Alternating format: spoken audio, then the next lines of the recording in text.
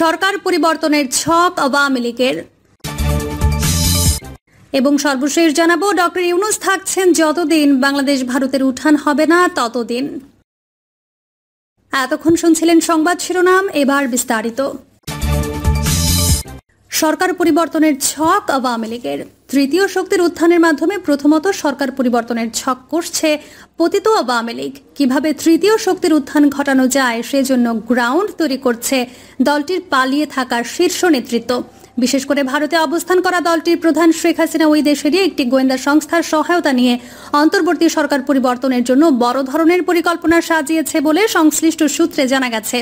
এদিকে নির্বাচনের সুনির্দিষ্ট রোডম্যাপ এখনো ঘোষণা না হলেও 2026 সালের এপ্রিলের আগে নির্বাচন অনুষ্ঠিত হবে ধরে নিয়ে পতিত আওয়ামী লীগ ও তার সমর্থিত দলগুলো বাদে দেশের অন্য দলগুলোর মধ্যে জাতীয় সংসদ নির্বাচন আয়োজনের প্রস্তুতি চলছে। অপরদিকে সরকার পরিবর্তনের ছক বাস্তবায়নে আগামী ডিসেম্বর পর্যন্ত সর্বোচ্চ তৎপরতা চালানোর চিন্তাভাবনা রয়েছে পতিত আওয়ামী লীগের শীর্ষ নেতৃত্বের। যদি এই লক্ষ্য বাস্তবায়নে ব্যর্থ হয় তাহলে আগামী জাতীয় সংসদ নির্বাচনে অংশগ্রহণ করার জন্য দ্বিতীয়ত বিকল্প হিসেবে রাজনৈতিক সমঝোতার দিকে আওয়ামী লীগ আগাবে বলে দলটি নির্ভরযোগ্য সূত্রে জানা গেছে। গত 5 আগস্ট ছাত্র জনতার গণঅভ্যুত্থানের নজিরবিহীন পতনের পর জুডিশিয়াল কুর মাধ্যমে ডক্টর ইউনূসের নেতৃত্বাধীন সরকারকে উৎখাত করার জন্য ভয়াবহ পরিকল্পনা করেছিল আওয়ামী লীগ। সেটি ব্যর্থ হওয়ার পর গ্রাম পুলিশের আন্দোলন, আনসারদের আন্দোলন, পোশাক শ্রমিকদের অসন্তোষ, সরকারি বেসরকারি চাকরিজীবীদের আন্দোলন, সচিবালয়ের কর্মকর্তা কর্মচারীদের আন্দোলন, 7 কলেজের শিক্ষার্থীদের আন্দোলন, সর্বশেষ এনবিআর এর কর্মকর্তা কর্মচারীদের আন্দোলন সহ গত 11 মাসে গড়ে ওঠা বড় বড় আন্দোলনের ওপর ভর করে সরকার পরিবর্তনের তৎপরতা চালিয়ে আসছে দলটি। ওইসব পরিকল্পনা ব্যর্থ হওয়ার পর পতিত আওয়ামী লীগ প্রধান শেখ হাসিনা আবারও সরকার পরিবর্তনের নতুন পরিকল্পনা নিয়ে কাজ করছেন বলে নির্ভরযোগ্য সূত্রে জানা গেছে। আওয়ামী লীগের শীর্ষ পর্যায়ে মনে করছে তাদের পুনর্বাসনের জন্য বিএনপির ভারতপন্থী অংশটি গোপনে কাজ করলেও বিষয়টি এখন ওপেন সিক্রেট হওয়ায় ওই অংশটি অনেকটা কোণঠাসা হয়ে পড়েছে। বর্তমানে দেশের অন্যতম প্রভাবশালী রাজনৈতিক দল জামায়াতে ইসলামীও তাদের পুনর্বাসনের জন্য সঙ্গী হচ্ছে না, এটা মোটামুটি নিশ্চিত।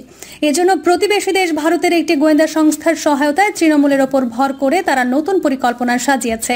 দলটির মধ্যম সারি ও তৃণমূল নেতারা বলছেন আওয়ামী লীগ প্রধান শেখ হাসিনাকে ফেরত চেয়ে ইতোমধ্যে অন্তর্বর্তী সরকার ভারত সরকারকে চিঠি দিয়েছে। একসময় কূটনৈতিক বোঝাপড়ার মধ্য দিয়ে যদি শেখ হাসিনা দেশে ফেরত আসেন তাহলে দলের কিছুই করার থাকবে না। শেখ হাসিনাকে গণহত্যার দায়ে সর্বোচ্চ বিচারের মুখোমুখি হতে হবে, যেটা দলের জন্য আরেকটি মহা বিপর্যয়।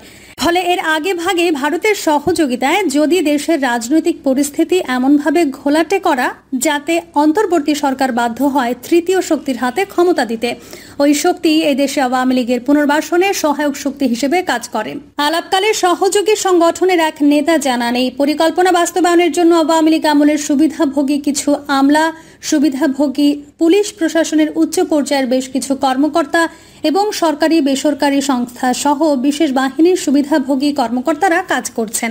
তারা সামাজিক মাধ্যম দিয়ে সার্বক্ষণিক যোগাযোগ রাখছেন ভারতে পালিয়ে যাওয়া পতিত আওয়ামী লীগের প্রধান শেখ হাসিনার সাথে। দিল্লি থেকে শেখ হাসিনা যেভাবে ছক বাস্তবায়নের নির্দেশনা দিচ্ছেন সেভাবেই ওইসব কর্মকর্তা কাজ করছেন। এছাড়াও আওয়ামী লীগ প্রধান শেখ হাসিনা ভারতে অবস্থান করলেও দেশের অভ্যন্তরে থাকা বাছাইকৃত কিছু নেতাকর্মীদের সাথে সামাজিক মাধ্যমে যোগাযোগ রাখছেন এবং বিভিন্ন বিষয়ে দিক নির্দেশনা দিচ্ছেন। ওই দিক নির্দেশনার আলোকে বর্তমানে বিদেশে পালিয়ে যাওয়ার শীর্ষ নেতৃত্ব বিভিন্ন প্ল্যাটফর্মে অন্তর্বর্তী সরকারের বিরুদ্ধে সক্রিয় ভূমিকা পালন করছেন। তারা সরকারের বিরুদ্ধে একটা জনমত তৈরি করতে চাইছেন। তাছাড়া মনোবল ভেঙে যাওয়া তৃণমূল নেতাকর্মীদের চাঙ্গা করতে ও হতাশা কাটাতে মাঝে মধ্যে শীর্ষ নেতাদের কিছু কথোপকথন বিভিন্ন মাধ্যমে পরিকল্পিতভাবে ভাইরাল করা হচ্ছে। সম্প্রতি উত্তরা থানার এক ওসিকে এক আওয়ামী লীগ নেতার হুমকি সংবলিত ভিডিও তারই অংশ বলে জানা গেছে। এছাড়াও অন্তর্বর্তী সরকারের কিছু ক্ষেত্রে ব্যর্থতার সুযোগ নিয়ে দেশের অভ্যন্তরে সংখ্যালঘু সম্প্রদায়কে ব্যবহার করে সরকার পরিবর্তনের ইস্যু বানাতে চাইছে আওয়ামী লীগ। দেশের পাড়া মহল্লায় সংঘাত সংঘর্ষ বাঁধিয়ে পরিস্থিতি ঘোলাটে করা, দেশের বিভিন্ন জায়গায় খুন, হত্যা, ধর্ষণের মতো জঘন্য ঘটনার ইন্ধনদাতা হিসেবে নিষিদ্ধ ঘোষিত যুবলীগ ছাত্রলীগ পরিকল্পনা অনুযায়ী কাজ করছে বলে জানা গেছে। এদিকে গত 5 আগস্ট পতিত আওয়ামী লীগ সরকারের নজিরবিহীন পতনের পর সেনাবাহিনীর আশ্রয়ে থাকা বড় একটি অংশ বিদেশে পালিয়ে গেলেও কেন্দ্রীয় নেতা এবং মন্ত্রী এমপিদের কিছু অংশ এখনও দেশের অভ্যন্তরে রয়েছেন। তাদের কেউ কেউ গ্রেফতার হয়ে কারাগারে দিন কাটাচ্ছেন।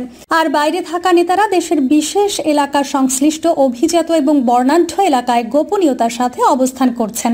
তাদের মধ্যে কেউ কেউ প্রতিবেশী দেশ ভারতীয়দের দূতাবাসের সাথে সংযোগ রেখে তথ্য আদান প্রদানের সহায়ক ভূমিকা রাখছেন বলে সংশ্লিষ্ট নির্ভরযোগ্য সূত্রে জানা গেছে। রাজনৈতিক বিশ্লেষক গোলাম মাওলা রনি আওয়ামী লীগের নির্বাচনী পরিকল্পনা প্রসঙ্গে নয়া দিগন্তকে বলেন, অন্তর্বর্তী সরকার 2026 সালে নির্বাচন দেওয়ার কথা বললেও আসলে তা নিয়ে সংশয় রয়েছে। কারণ বিএনপি এক সময় নির্বাচন চাইছে, আবার জামায়াত আরেক সময় চাইছে। ফেব্রুয়ারির মধ্যে নির্বাচন অনুষ্ঠিত হলে আওয়ামী লীগ কোনোভাবেই অংশগ্রহণ করতে পারবে না। দেশের পরিস্থিতি তাদের অনুকূলে নেই। এক প্রশ্নের জবাবে তিনি বলেন, এটাও ঠিক, দেশের শান্তির সুবাতাস বইছে, এখনো এটা বলা যাচ্ছে না রাজনৈতিক পরিস্থিতিও যে ভালো আছে, উন্নতি হচ্ছে, তেমনটা দেখা যাচ্ছে না। বরং দিন যত যাচ্ছে পরিস্থিতি তত ঘোলাটে হচ্ছে। এভাবে চলতে থাকলে পরিস্থিতি আরও ঘোলাটে হবে। দেশের পরিস্থিতি ঘোলাটে হলে আওয়ামী লীগের সুবিধা পাবে। তবে ওই সুযোগে ক্ষমতায় কে যাবে, কারা দেশ পরিচালনা করবে, এখনই সেটা বলা যাচ্ছে না। নির্বাচনী পরিকল্পনা এবং রাজনৈতিক পরিস্থিতি প্রসঙ্গে ঢাকা মহানগর দক্ষিণ আওয়ামী লীগের যুগ্ম সাধারণ সম্পাদক মোহাম্মদ মিরাজ হোসেন নয়াদিগন্তকে বলেন, বর্তমানে যে রাজনৈতিক পরিস্থিতি বিদ্যমান রয়েছে, এই পরিস্থিতিতে কোনোভাবেই আওয়ামী লীগের নির্বাচনে যাওয়ার সুযোগ নেই। আওয়ামী লীগকে তো নিষিদ্ধ করা হয়েছে, নিবন্ধন বাতিল করার পথে রয়েছে। এত স্বল্প সময়ে এত বড় ধাক্কা সামলিয়ে নির্বাচনে অংশগ্রহণ করার সুযোগ একেবারেই নেই। তবে দু একজন হয়তো স্বতন্ত্র হিসেবে নির্বাচন করতে পারে।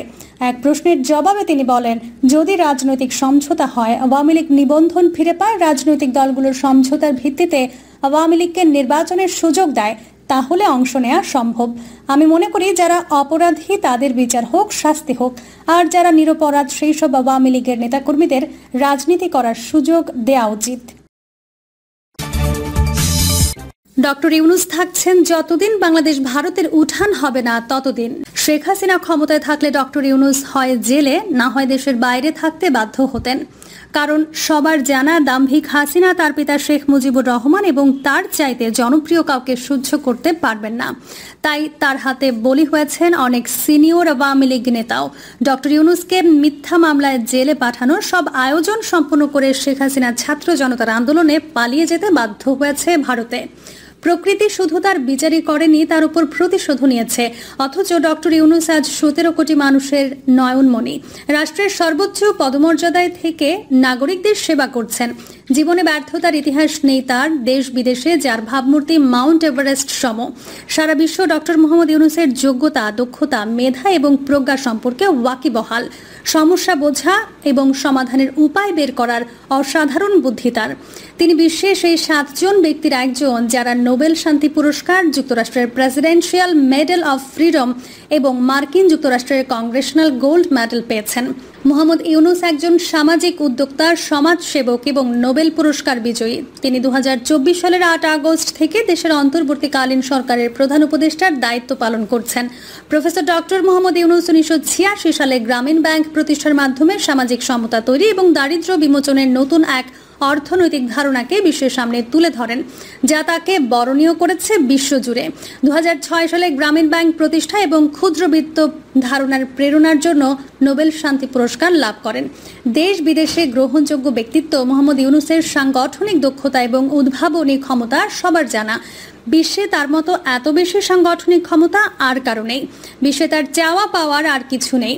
তিনি সবকিছু পেয়ে গেছেন।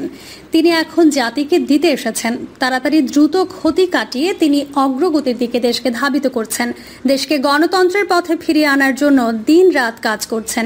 সবার প্রিয় হলেও শেখ হাসিনার অপ্রিয় মানুষ ডক্টর ইউনূস। সবসময় স্বভাবজাত দম্ভ, অহমিকা এবং ঔদ্ধত্য স্পষ্ট ছিল তার আচরণে। আগেই বলেছি, কারণ দাম্ভিক হাসিনা তার পিতা শেখ মুজিবুর রহমান এবং তার চাইতে জনপ্রিয় কাউকে ভাবতে পারেন না। শাসন কাজেও অনুসরণ করেছেন পিতাকে। তাই তিনি ডক্টর ইউনূসকে ঘায়েল করার চেষ্টা করতেন সবসময়।